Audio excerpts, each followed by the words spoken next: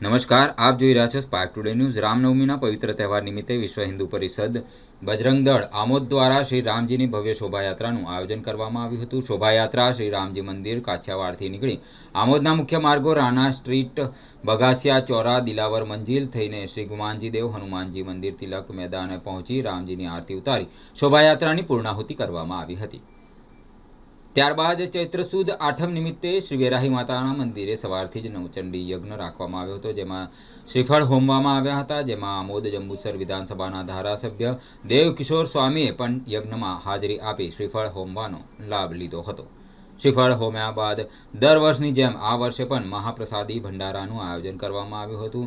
આજના દિવસના આ સંપૂર્ણ કાર્યક્રમ દરમિયાન દરેક ગ્રામજનોનો સારો એવો સત્કાર મળ્યો હતો। જય શ્રી રામ, જય શ્રી રામ। આજ રોજ રામનવમીના પવિત્ર તહેવાર નિમિત્તે વિશ્વ હિન્દુ પરિષદ તથા બજરંગ દળ આમોદ પ્રખંડ દ્વારા રામનવમીની શ્રી રામજીની ભવ્ય શોભાયાત્રાનું આયોજન કરવામાં આવ્યું હતું। શોભાયાત્રા રામજી મંદિર કાછિયાવાડથી શરૂ થઈને આમોદ નગરના મુખ્ય માર્ગો થઈ બગાસિયા ચોરા, તિલક મેદાન તથા ગાંધી ચોક થઈ અને દિલાવર મંજિલે પણ ગ્રામજનો દ્વારા સૌએ ભવ્ય શોભાયાત્રાનું ફૂલોથી સ્વાગત કર્યું હતું। ત્યારબાદ ગુમાનદેવ મંદિરે શ્રી રામજીની શોભાયાત્રાની આરતી કરીને શોભાયાત્રાને સંપન્ન કરી હતી। આજ રોજ ચૈત્ર નવરાત્રી આઠમ નિમિત્તે વેરાઈ માતાના મંદિરે ભવ્ય નવચંડી યજ્ઞનો પણ કાર્યક્રમ રાખવામાં આવ્યો હતો। તે દરમિયાન સાંજે 5:30 કલાકે નારિયેલ એટલે કે શ્રીફળ હોમવાનો પણ કાર્યક્રમ વેરાઈ માતાના મંદિરે રાખવામાં આવ્યો હતો।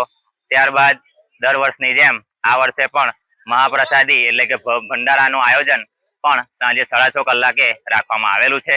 તેમાં પણ સૌ કાર્યકરોએ તથા ગ્રામજનોએ ખૂબ જ સાથ સહકાર આપેલ છે અને શોભાયાત્રા તથા આજના દિનની સંપૂર્ણ કાર્યક્રમ બધા જ કાર્યક્રમો દ્વારા જે રીતે દર વર્ષે ઉજવાય છે એ રીતે ગ્રામજનો તથા દરેક સમિતિના કાર્યકરો દ્વારા આખા દિવસની સંપૂર્ણ કામગીરી સફળતાપૂર્વક સંપન્ન કરવામાં આવી છે। ભારત માતા કી જય, વંદે જય શ્રી રામ।